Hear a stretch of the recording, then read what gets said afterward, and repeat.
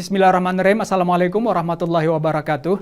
Pada kesempatan kali ini kita akan berbincang-bincang tentang masalah dan perkembangan di Timur Tengah, terutama mengenai perang Iran dan Amerika Serikat plus Israel. Nah, acara yang akan kami ketengahkan ini adalah Jendela Dunia dan kita masih akan melihat perkembangan yang terjadi. Apakah semua ini terjadi begitu saja ataukah sudah terencana sebelumnya?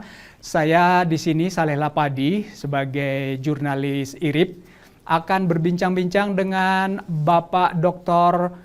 Supratman Supaatana sebagai dosen Prodi Sastra Arab Fakultas Ilmu Budaya Universitas Hasanuddin Unhas Makassar, dan beliau juga sekaligus sebagai pengamat Timur Tengah dan dosen koordinator Iranian Corner Universitas Hasanuddin Makassar.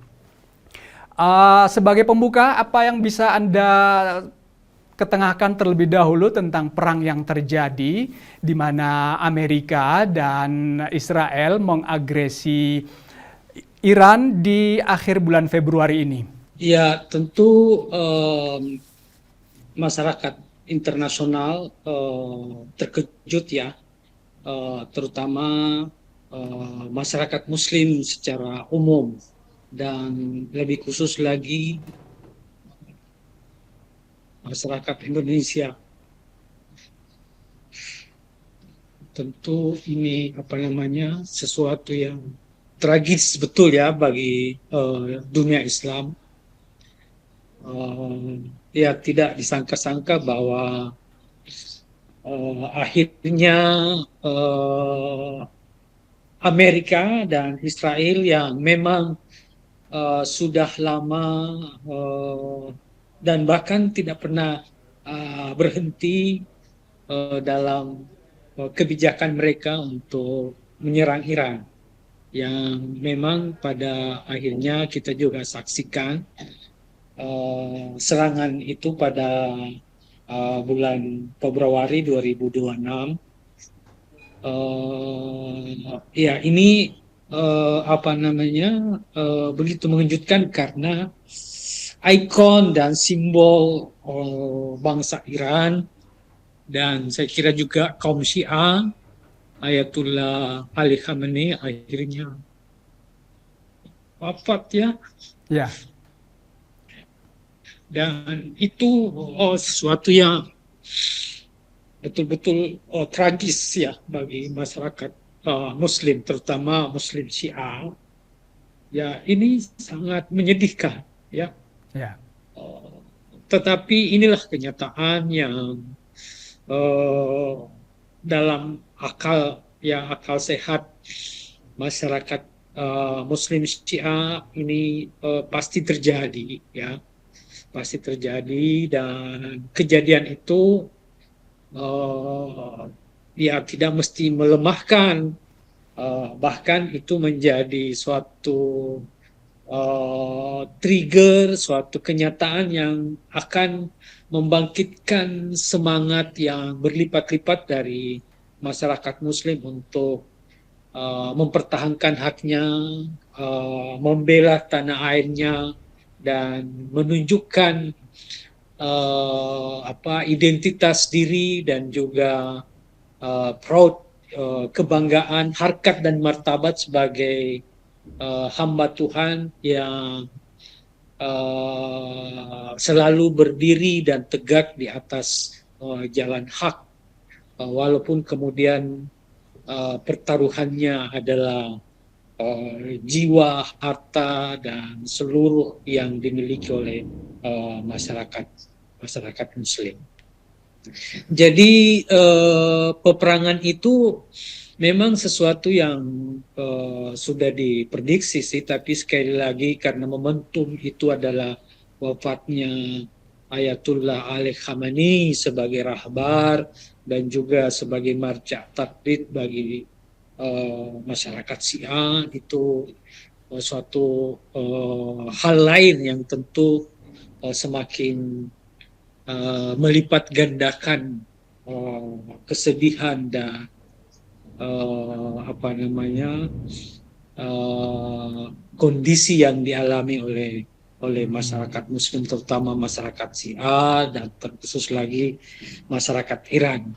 Ya. Ya, saya kira itu yang saya mau sampaikan. Oke, dari satu sisi Anda melihat bahwa dengan serangan ini dan kemudian gugurnya pemimpin revolusi Iran yang sekaligus juga sebagai marja taklid itu. Nah, coba saya ingin membawa ke bagian yang sebelah sana, bahwa bagaimana Muslim dunia, terlepas dari apakah dia Syiah ataukah Sunni, melihat ternyata bahwa serangan Amerika ini berasal dari pangkalan militer yang berada di negara-negara Arab yang semestinya mereka juga adalah Muslim dan semestinya mereka juga mestinya ada persatuan Islam, bahwa hal yang semacam itu tidak baik. Itu kalau kita lihat dari sisi mungkin agama, bahwa mazhab mereka berbeda, tapi apakah itu harus menjadi alasan untuk menjadi pangkalan untuk menyerang negara Muslim yang lain? Ini yang pertama. Yang kedua adalah bahwa sebagai negara tetangga, tentunya semestinya sebagai tetangga yang baik, ya tidak harus membolehkan begitu. Artinya negara-negara Arab ini dengan adanya pangkalan yang semacam itu, apa yang dilihat oleh Muslim sedunia? Dan bagaimana kita tercengang bahwa ternyata di cuma sekitar 5-6 negara itu ada belasan pangkalan militer Amerika di sana. Ya, betul ya. Jadi satu sisi sebetulnya dengan serangan itu ada kesadaran baru, ada informasi baru, ada kenyataan baru yang dihadapi oleh masyarakat Muslim, terutama di Indonesia saya kira, dan saya lihat di sekitaran saya, mahasiswa dan juga masyarakat umum tersadar bahwa ternyata memang pangkalan militer Amerika itu ada di berbagai negara Arab. Jadi mereka baru betul-betul yakin bahwa selama ini bukan hanya sekedar omon-omon, bahwa negara Arab itu punya korelasi, punya hubungan diplomasi yang kuat dengan Amerika. Nah, jadi satu sisi juga ini membuka tabir yang selama ini remang-remang bagi masyarakat Muslim di satu sisi, dan juga keraguan banyak masyarakat Muslim bahwa Iran selama ini yang menjadi kontra atau rival atau lawan dari Amerika sebagai sandiwara saja. Hari ini mereka menganggap bahwa ternyata memang bukan sekedar sesuatu yang seperti direkayasa saja, bahwa Amerika, Israel itu betul-betul bertentangan atau menjadi musuh yang musuh tulen, ya, musuh sejati dari Iran.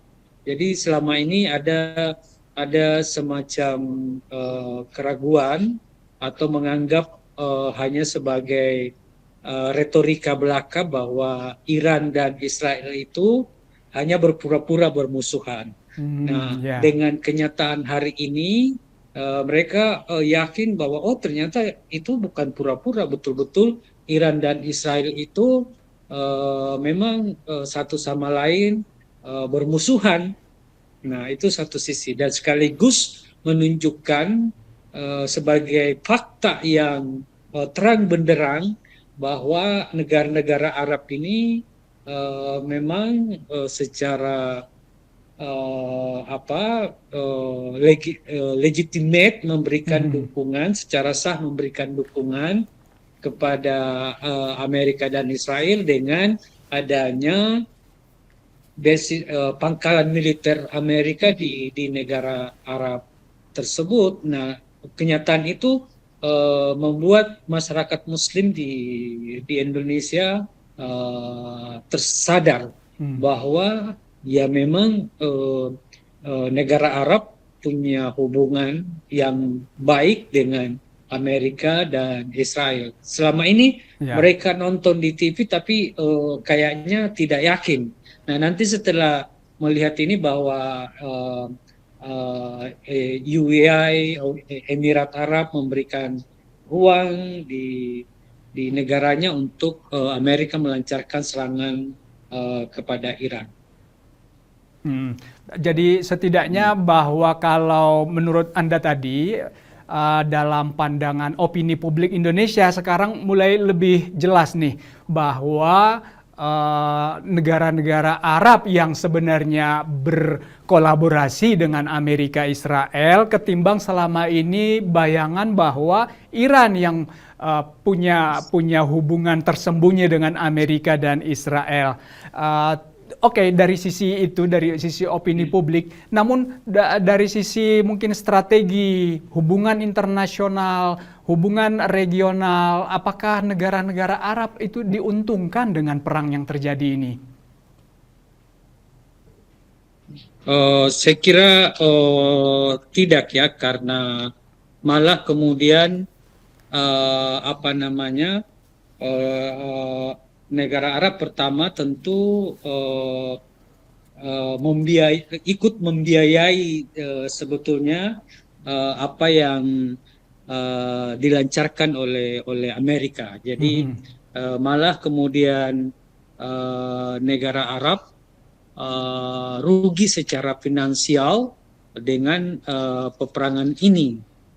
Nah, yang kedua bahwa ada narasi yang berkembang bahwa bila Iran dilemahkan, maka negara Arab itu akan menjadi aman. Jadi ada opini selama ini dikembangkan oleh Amerika dan ditiupkan di negara Arab bahwa ada rivalitas kalau Iran dilemahkan maka jadi rivalitasnya Iran melemah dan negara Arab akan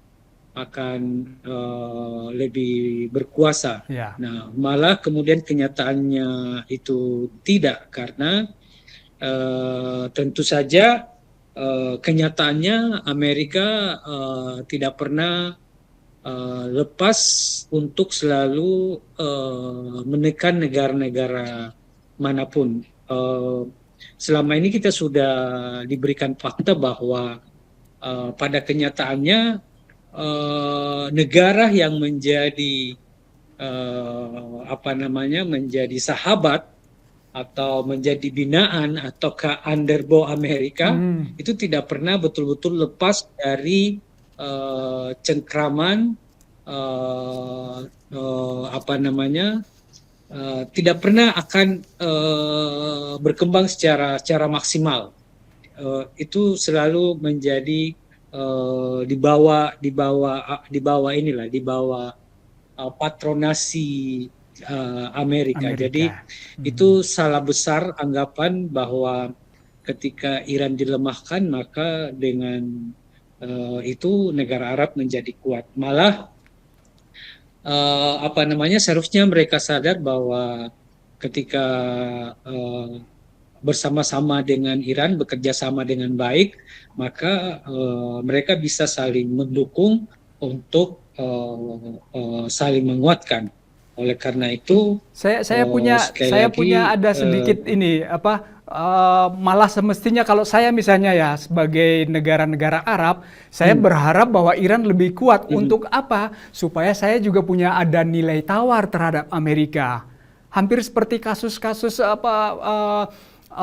ekspor minyak, mereka dengan mampu dengan mudah bahwa dengan Iran semakin menguat, maka dia punya nilai tawar semakin lebih kuat, baik berhadapan dengan Amerika maupun dengan Israel. Bagaimana menurut Bapak?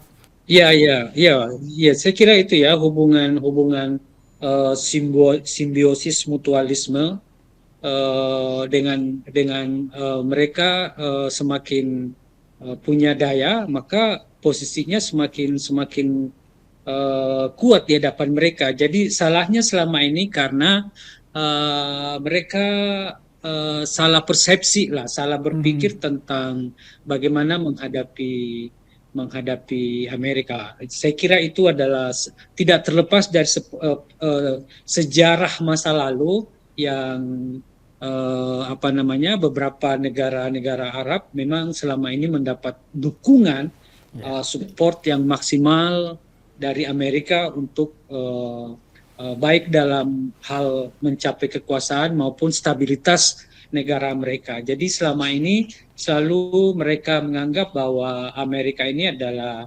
jaminan Mhm. keamanan mereka. Nah, sehingga itu yang mempengaruhi kebijakan mereka, sehingga apa namanya, melakukan perlawanan terhadap Amerika itu sesuatu penyebab menjadi lemah, ataukah kemudian Mhm. kekuasaannya akan jatuh. Dan saya kira itu yang mereka lihat dari beberapa fenomena terjadi di negara Arab, seperti di Arab Spring. Ya. Hampir seluruh beberapa negara di Arab kemudian jatuh karena melakukan perlawanan kebijakan terhadap Amerika. Dan Ya. saya kira kenyataan-kenyataan itu yang membuat mereka semakin uh, yakin dengan berteman dengan Amerika, maka dia akan semakin kuat, dan Aha. berlawanan terhadap Amerika, maka keamanan baik dan kekuasaannya akan berbahaya. Mhm. Nah, itu yang membuat hari ini negara-negara Arab akhirnya seperti itu terhadap Amerika, dan Dan juga Israel. sayangnya hubungannya terhadap Iran yang kurang kuat. Hmm. Ya, sekarang itu tadi kita berbicara bagaimana negara-negara Arab ya. Sekarang kita berpindah ke negara Iran. Bagaimana sebenarnya Hmm. Anda melihat rahasia dari ketahanan, kekuatan dari Iran dalam menghadapi dua kekuatan nuklir dunia? Yang pertama Amerika Serikat dan yang kedua Israel. Amerika Serikat adalah negara superpower dunia. Nah, apa sih sebenarnya rahasianya kok Hmm. sampai bisa bertahan hingga saat ini? Apakah mungkin dari Ya. pemerintahnya, kemudian Hmm. rakyatnya, militernya, ataukah gabungan dari ketiga ini? Hmm. Mungkin Anda bisa menjelaskan lebih lanjut. Hmm. Saya kira apa namanya, gabungan dari unsur-unsur itu, kekuatan rakyat, kemudian juga tidak terlepas dari sejarah bangsa Iran yang memang dikenal sebagai bangsa Arya yang punya Hmm. sejarah kuat dari sejak masa lalu. Jadi ada modal sejarah memang Oh ya. yang juga dimiliki oleh Iran. Juga saya kira tidak terlepas dari pemerintahannya yang mampu melakukan manajemen yang sehingga uh, apa uh, daya serang dari luar itu bisa diantisipasi. Hmm. Dan saya kira juga pengaruh teknologi yang dimiliki juga Iran, yang hari ini membuktikannya bahwa Iran telah mencapai sebuah taraf di mana orang selama ini tidak pernah sangka-sangka, Ya. karena uh, masyarakat internasional terutama di Indonesia mengira bahwa Iran itu uh, masuk dalam kategori negara-negara terbelakang, Hmm. sehingga apa yang ditunjukkan hari ini dengan kekuatan dan bisa mengimbangi, bahkan kadang juga mampu Ya. menunjukkan keunggulan dalam beberapa hal, itu betul-betul membuat masyarakat Indonesia tercengang. Itu di universitas kita ada grup WA para Ya. akademisi. Nah, itu saya bisa lihat bahwa masyarakat akademik tercengang, ya, takjub dengan pencapaian pencapaian teknologi, terutama teknologi militer yang dimiliki Iran hari ini, yang ditunjukkan ketika melakukan perlawanan terhadap Amerika dan Israel. Ya. Nah, tentu juga dalam hal ini tidak terlepas dari ideologi yang dimiliki oleh rakyat Iran yang membuatnya mereka kemudian menjadi masyarakat yang radikal, yang yang loyal kepada bangsa dan negaranya. Nah, dan terutama sekali doktrin tentang syahid yang itu diambil dari peristiwa syahidnya Imam Hussein di Karbala, bahwa mereka pantang untuk hidup apabila hidup dalam ketaklukan pada arogansi kekuasaan yang despotik. Lebih baik mereka mati. Ya.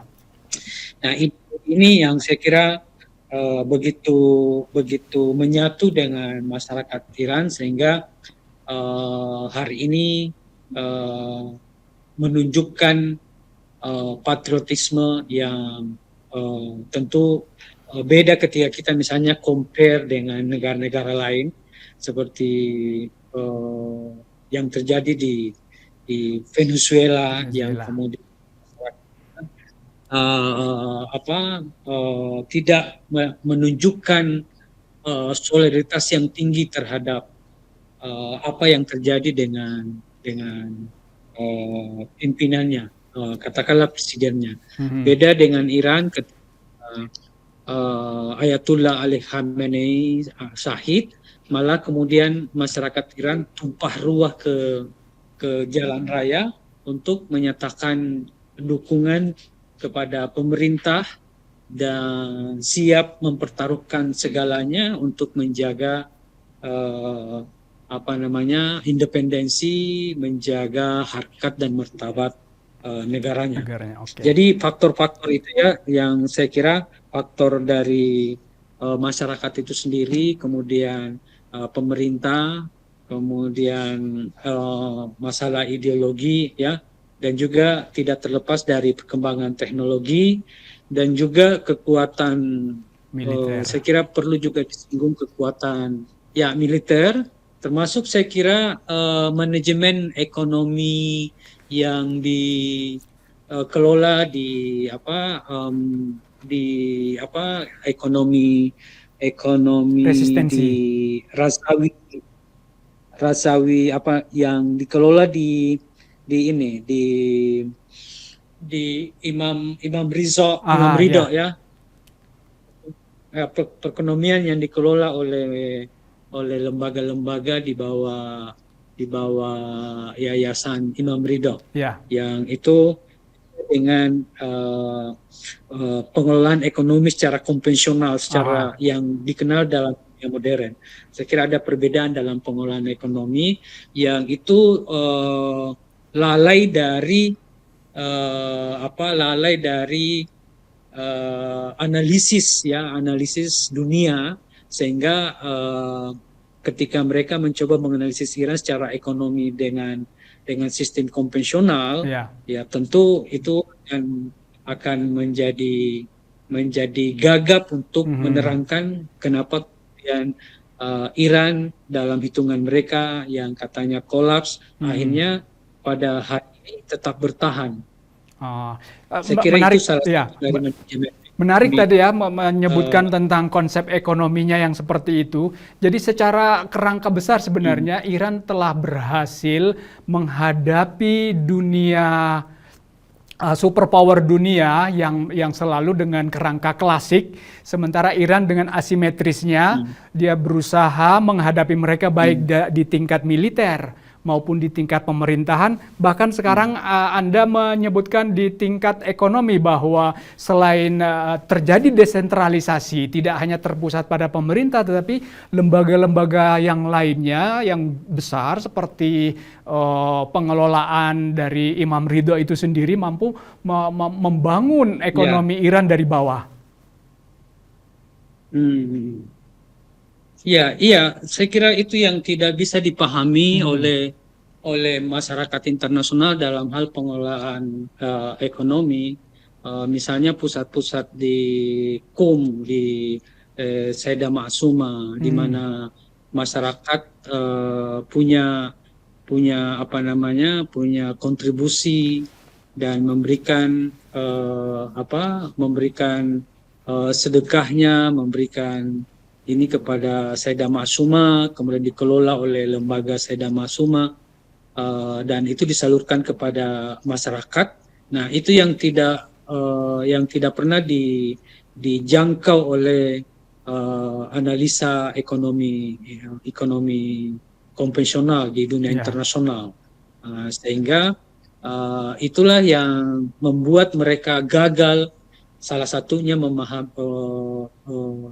ketika serangan itu terjadi, kenapa kemudian Iran masih bertahan, terus bertahan. Ya.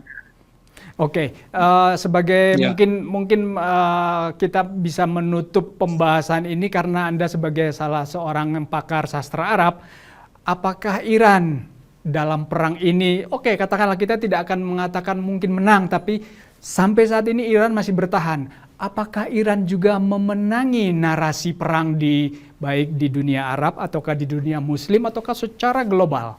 Ya, saya kira dengan posisi bertahan saja Iran yang selama ini dipandang sebagai negara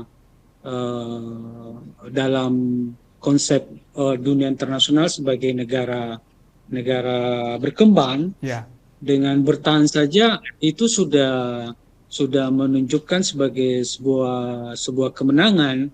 Nah, itulah yang kemudian membuat masyarakat, terutama di Indonesia, lebih khusus lagi di Sulawesi Selatan yang saya lihat, mengakui bahwa Iran bisa disejajarkan sebagai negara superpower. Tentu superpower di sini bukan bahwa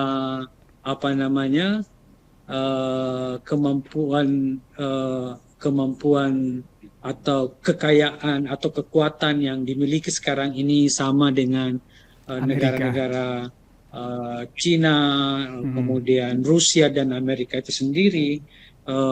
Superpower di sini bahwa Iran dengan kekuatannya sendiri itu bisa bertahan, bisa survive tanpa bantuan dari pihak-pihak lain. Jadi superpower dalam pengertian itu bahwa dia bisa mandiri tanpa harus kemudian merendahkan harkatnya untuk meminta-minta kepada negara lain. Ya, Iran tetap percaya diri untuk menghadapi segala macam intimidasi, embargo, teror, dan juga serangan-serangan apapun bentuknya yang dilakukan oleh Amerika dan sekutunya, yang kekuatan itu sangat besar dan kita tahu menguasai hampir semua lini. Apakah bisa disebutkan bahwa Iran sebelum memenangkan perang militer, dia telah memenangkan hati masyarakat internasional? Ya, betul, exactly. Ya, ini itu betul. Kalimat itu sangat betul, dan saya kira itu terbukti misalnya dengan koalisi loyal setia Amerika selama ini, NATO, yang kita tahu selalu loyal, ternyata akhirnya menolak untuk ikut juga memerangi Iran kali ini, karena saya kira Iran itu hati internasional itu dimenangkan oleh Iran. Dan bukti lain misalnya di luar kekuatan-kekuatan negara di Amerika itu banyak yang mendukung Iran, terutama kaum Gen Z ya, mahasiswa itu banyak sekali yang mendukung Iran. Mereka yang berpikir rasional, yang tidak punya kontaminasi dengan kekuasaan, dengan kepentingan Trump, itu malah berpihak kepada Iran, dan itu saya saksikan di YouTube apa dan sebagainya. Nah, jadi kemenangan itu, dalam kemenangan di hati masyarakat internasional itu Iran telah menang. Nah, tinggal itu menurut saya harus harus konsisten terhadap itu, karena ternyata memang masyarakat internasional ini ya masih banyaklah yang mengikuti akal sehat dan nurani sebagai manusia. Hanya memang yang menguasai seluruh elemen-elemen kehidupan ini adalah orang yang politisi yang seperti Trump, yang hanya mengedepankan kekuasaan, dan saya kira sebuah konsep diri yang membesarkan diri ya, yang menganggap diri sebagai juru selamat, itu yang menguasai dunia internasional, sehingga akhirnya perang ini terjadi. Nah, saya kira sekiranya pemimpin atau politisi yang berakal sehat menguasai dunia, katakanlah Amerika, maka perang ini tidak terjadi karena mereka harus berhitung keras tentang kekuatan Irannya yang kita tahu dengan penguasaan Selat Hormuz ya, dan juga dukungan masyarakat intelektual. Maka saya kira kalau penguasa politisi yang berpikir sehat ini tidak akan terjadi. Ya, terima kasih. Terima kasih Bapak Dr. Supratman Supatana yang sudah ikut dalam bincang-bincang kita di acara Jendela Dunia ini. Apakah ada poin penting terakhir yang mau Bapak sampaikan? Saya kira dunia akan berubah ke depan ini, manakala Iran dan masyarakat Iran tetap bertahan dan berjuang untuk mempertahankan haknya, maka masyarakat internasional juga akan bangkit, dan saya kira kehidupan setelah selesainya perang, insya Allah kehidupan di dunia internasional akan semakin logik, semakin damai. Ya, terima kasih. Terima kasih Bapak Dr. Supratman Supatana, dosen Prodi Sastra Arab Fakultas Ilmu Budaya Universitas Hasanuddin Makassar. Terima kasih Anda sudah hadir dalam acara kami, bincang-bincang dengan acara Jendela Dunia, dan sekali lagi terima kasih. Wassalamualaikum warahmatullahi wabarakatuh.